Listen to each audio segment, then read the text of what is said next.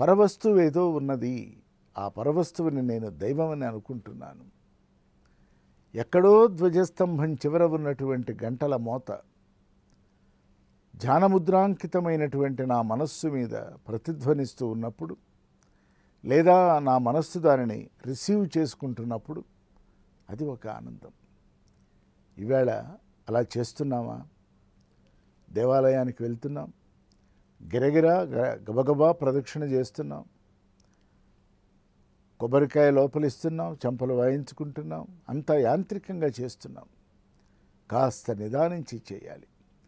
మనస్సుని బలవంతంగా తొయ్యటం కాదు, తీసుకువెళ్ళాలి, వెంబడి పెట్టుకొని వెళ్ళాలి.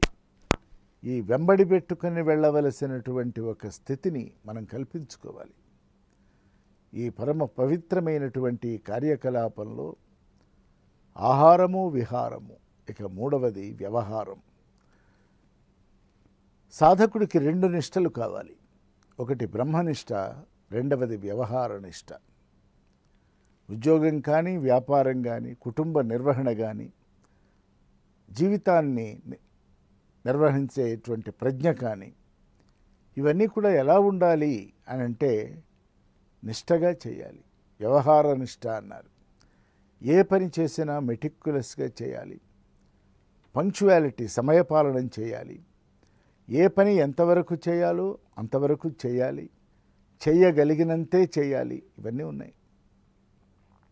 ఇవి అయిన తర్వాత మానవ జీవన విధానంలో మనస్సు బలీయమైనటువంటి శక్తి కనుక, నిజానికి శక్తివంతమైన ఆయుధం గనక, ఆ మనస్సే ప్రపంచంలో ఉండటానికి, ప్రపంచం నుంచి పడేయటానికి కారణమవుతున్నది గనక, ఈ మనస్సుని చాలా చాలా జాగ్రత్తగా మనం అర్థం చేసుకోవాలి.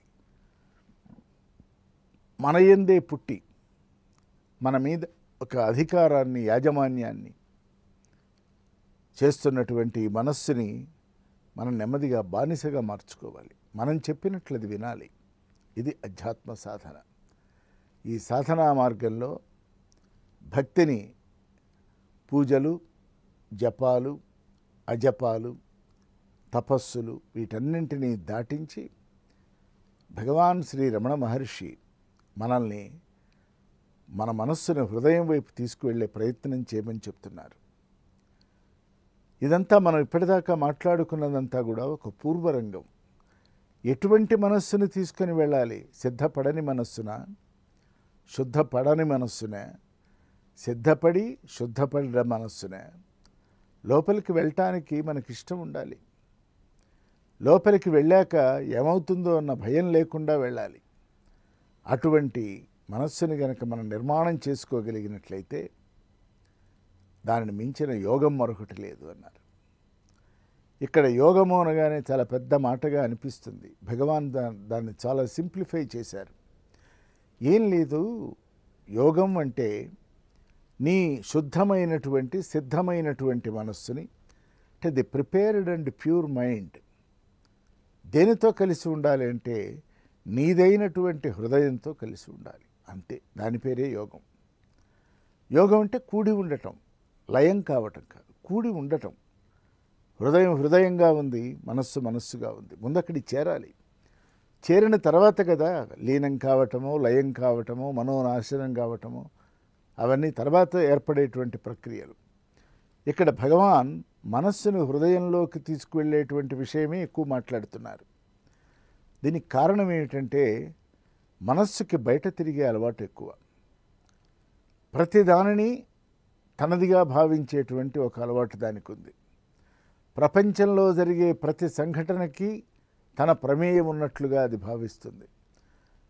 ఒకవేళ మన ప్రమేయం లేకపోయినా మనకు ఆ ప్రమేయాన్ని కల్పిస్తుంది. కనుకనే మనం ఒక న్యూస్ పేపర్ చదివినప్పుడు జాగ్రత్తగా మనం అర్థం చేసుకున్నట్లయితే, ఒక రైలు ప్రమాదం జరిగింది, ఎక్కడో గ్వాలియర్లో జరిగింది. మనం ఇక్కడ హైదరాబాద్ అనే ప్రదేశంలో ఉన్నాం. అయ్యో పాపం అని పేజీ తిప్పేస్తాం.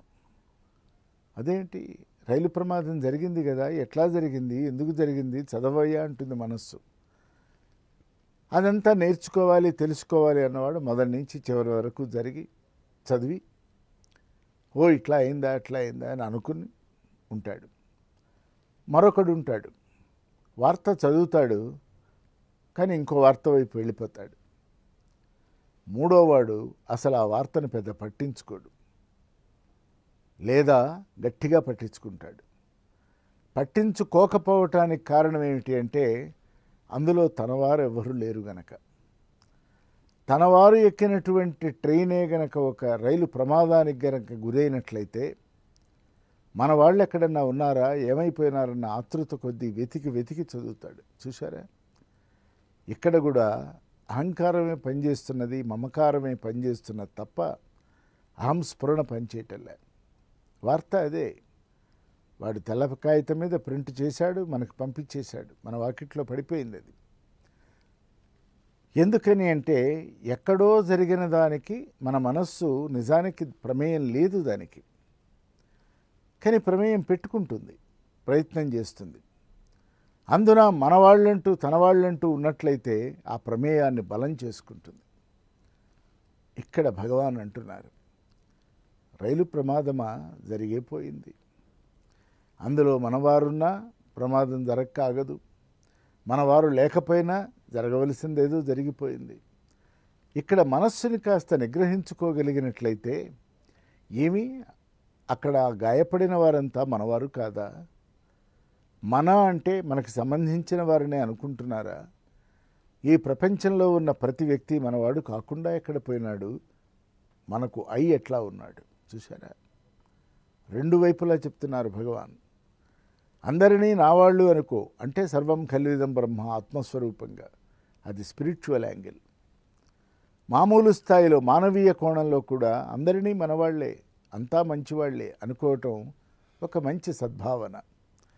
ఈ భావనా స్థితిలోకి వెళ్ళటానికి మనస్సుని చాలా తీవ్రమైనటువంటి విచారణ, ఉపదేశ సారమంతా మనస్సు మీద, మనస్సు గురించి, మనస్సు స్థితిగతుల గురించి, దాని బలాలు బలహీనతలు అన్నింటి గురించి భగవాన్ ఒక విచార మార్గంలోకి తీసుకుని వెళుతూ మనస్సుని హృదయస్థానంలోకి తీసుకువెళ్ళటమే యోగమని, అదే నిశ్చలమైన అచలమైన స్థితి అని, స్వస్థానంలో చేరినప్పుడు మనస్సు స్వస్థత చెందుతుందని, ఆ స్వస్థతకి అచ్చ తెలుగులో హాయి అని, హాయి వలన ప్రసన్నత ప్రశాంతత ఏర్పడిందని, దాని వలన పారమార్థిక చింతనలు మొలుస్తాయని, దానిలో నుంచి యథార్థ స్థితిలోకి జీవుడు తేలికగా ప్రస్థానం చేయాలని చెప్తూ భగవాన్ దీన్ని కాస్త పాతంజలిక యోగశాస్త్రంతో అనుసంధానం చేస్తూ విచారణ చేస్తూ ఉన్నారు. అరుణాచల